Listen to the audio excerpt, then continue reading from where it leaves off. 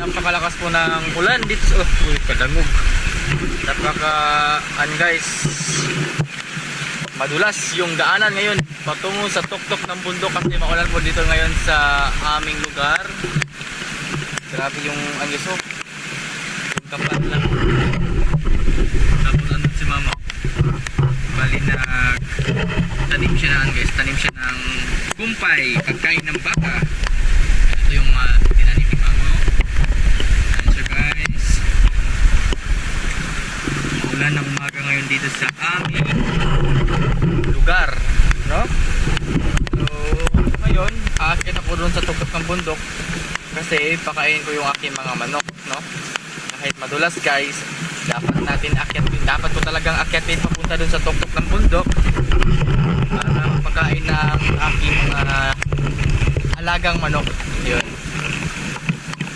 Napakalamig ngayong araw kasi simula pa kaninang madaling araw yung ulan hanggang ngayon umulan pa rin. Ito si mama guys, oh. Nagbikini si mama na naglilinis ng mga damo. Kinikuha niya yung mga damong nakasagabal sa bungalong na pagkain ng baka. Nagkatawa si mama guys, kagango-ango. Yan. Grabe ang ulanan.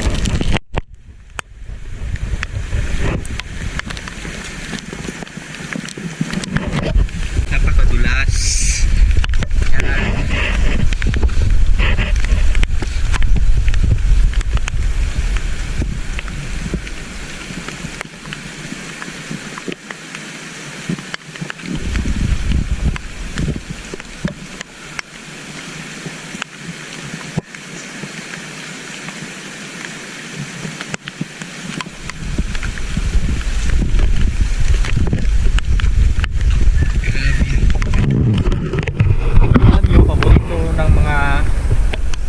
Kapag basa yung kanilang magagapangan, no? Katulad ngayon na umuulan, so magsisilabasan yung mga taklong ngayon guys kasi nung nakaraang araw ay grabe yung init. Tapos sa ngayon bigla ang umulan, so kaya masaya ang mga taklong kasi nakakainom sila ng tubig.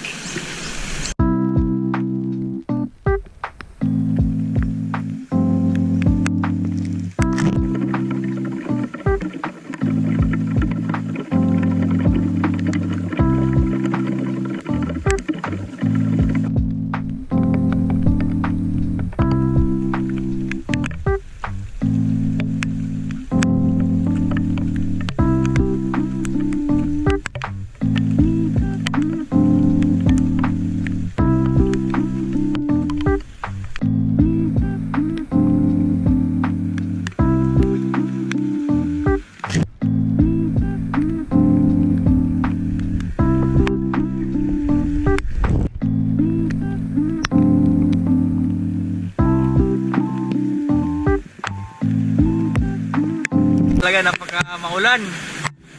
Tapos mayroon pong mga fog guys sa likod ko. Ayan, nagpa-fog po doon banda. Mayroon pong fog. Ang ganda po ng umaga po ngayon kasi tag-ulan. Tag-ulan siguro ngayon naman. Tapos yung mga ano po guys, yan. Nag-aabang na sila kasi gutom na siguro ito. So ako pala kapag magpakain ako ng manok ngayon, bale meron akong hinihiwa-hiwa na mga guys. Ito siya. Ito. Tapos lagyan ko lang po siya ng guys feeds.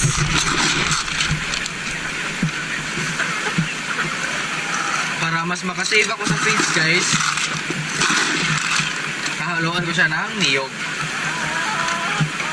Kasi mahal ang feeds ngayon, alam nyo ba? Sobrang mahal ang feeds.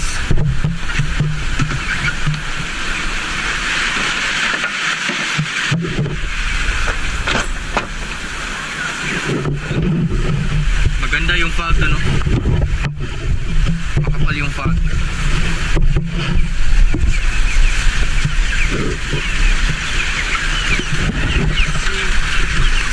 Ay, paulan.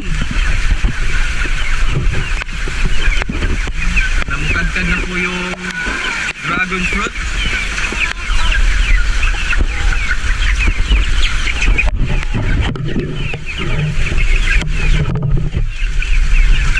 Ano yung susunod?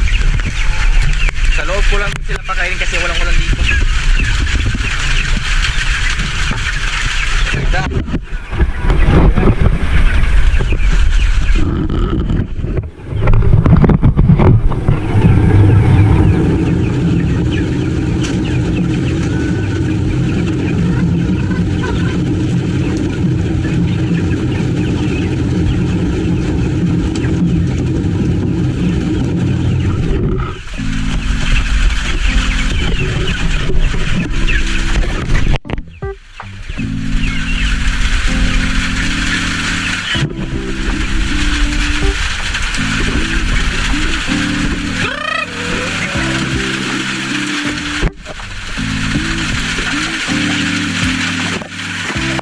Andito na po ako sa bahay.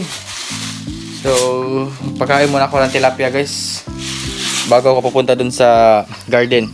So, itong garden na to, garden ni Mama is busog-busog. Busog-busog program. So, meron tayong ikabit ngayon na low bed para dun sa batong at saka sa kamatis. Saka tayo butang ni Mama ang PC guys. So magpakain muna tayo ng anyway, meron pa lang yung pato guys, pato or itik, ano ba yung tawag sa inyo nito? Ay napisa na po. Ayan oh. Meron siyang 7 anak ng pato, tapos yung isa ay nakalabas kahapon, tapos kinain po ng pusa. Bali kinulong muna sila within 2 weeks yung pagkulong para hindi talaga siya makain ng pusa. Tapos pagkatapos ng 2 weeks ay bali pakawala na po sa kulungan. So hanapin ko muna po yung lubid kasi yan po yung gagamitin natin para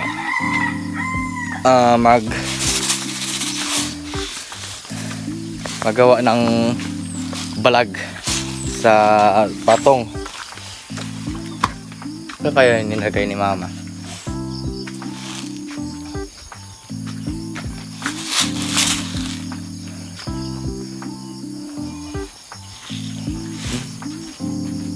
Basta si Mama ang maglagay guys. Nako.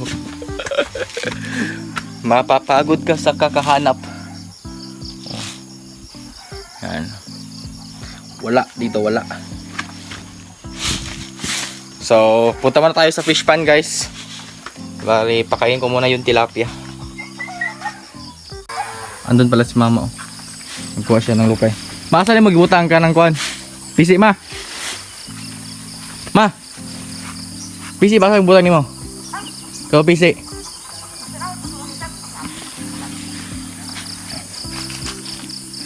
Yan, napapansin nyo guys, meron pong andyan, merong sakubag. Ang laman po niyan ay kapro. Kamprag guys, kamprag. Yan, kapro. Tapos dito yung mga tilapia. Tapos doon sa kabila, malaki na sana yung mga bangus. Kaso meron pa rin nakapasok na tilapia kasi merong piyo. Bibigyan natin ng pagkain para hindi nila kainin yung mga bangus pa. Kasi kahapon nakikita ko talaga na ganito nakalaki yung bangus guys oh. Tignan nyo, sobrang dami na po ng mga tilapiyang nakapasok. Tapos mayroon na ding hito. nakapasok. Sana hindi makain yung mga bangos.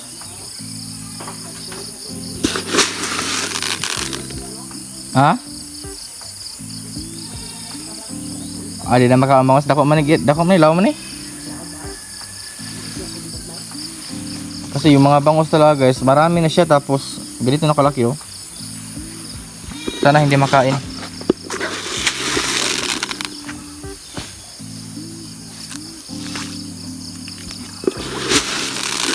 Kasi dito sa kabilang fish pond ito, hindi to siya masyadong malalim, mababaw lang to siya guys. Ito yung pinaka, ay hindi naman siya malalim. Sakto-sakto lang po yung lalim. Siguro hanggang bewang ko po yung lalim ng tubig. Buti ngayong araw guys ay maganda na po yung panahon. Hindi na po siya masyadong makulimlim. Sana nga tuloy-tuloy yung pagkaganda ng panahon mamayang hapon para makapunta po kami sa dagat.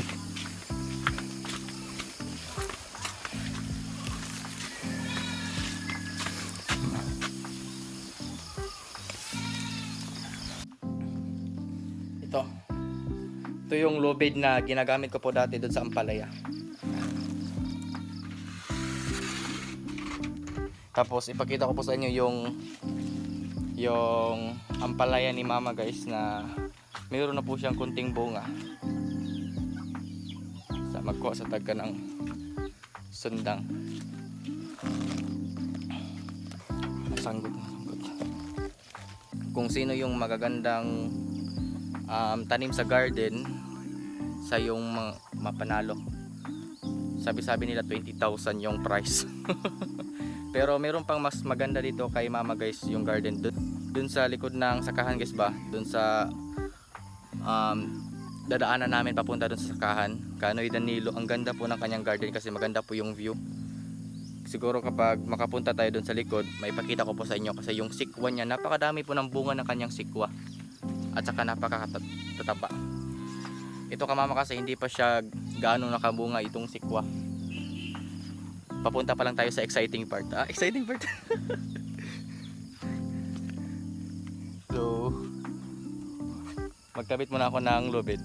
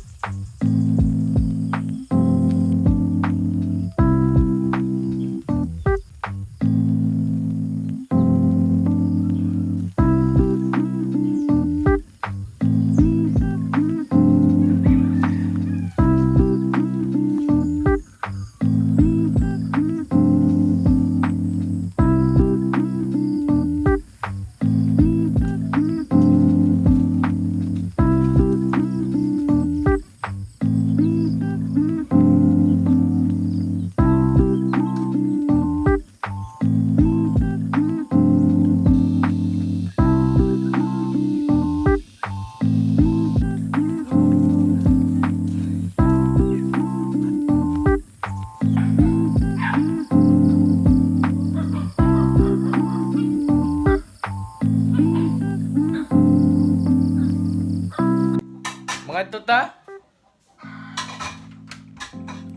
Itong katbon ba?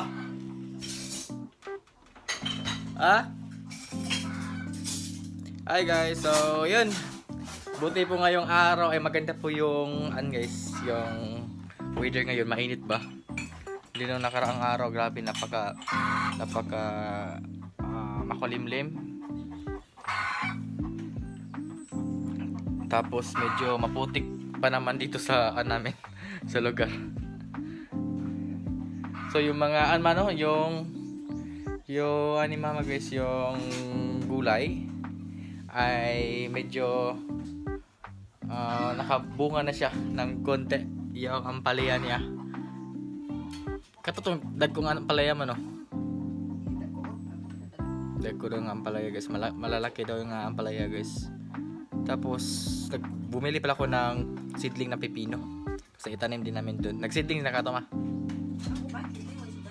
Tanong to dito dai. Nagbumili ako ng pipino guys para itanim doon sa garden para marami yung yung mga gulay, no? Yung pipino kasi ay mabilis lang po siyang magkaroon ng bunga. Then ang napakamahal pala ng seedlings ngayon, nasa 120 pesos na po yung seedlings, sobrang mahal na. Agoy, mainit siya guys, pero meron ding sobrang makakapal na ulap, itim na itim. Ulan na sad ni. So ayun po pala, meron po palang nagawa pala kami ng kulungan ng kambing guys. Kasi nung nakarang araw, pumunta ako dun sa Kapalawan upang mag-barter po ng kambing kasi ma-inbreed po yung kambing. Kapag yun yung ipahabal sa mga babaeng kambing. So magiging inbreed yung kalabasan, pangit yung anak. So mamaya ipakita ko po sa inyo. Ay hindi pala, sa next vlog ko na lang po ipakita ko po sa inyo yung kulungan namin sa kambing. Kasi gumawa pa kami ng kulungan ng kambing guys, upang dito na ilagay yung kambing kasi tag-ulan po ngayon. Ayun guys, maraming salamat po sa inyong pagpapanood po ng aking vlog. Ayan, sa mga baguhan po sa aking vlog guys, don't forget to subscribe and like my videos, and pakishare na din po sa inyong mga kaibigan. So kita-kits po sa next vlog guys.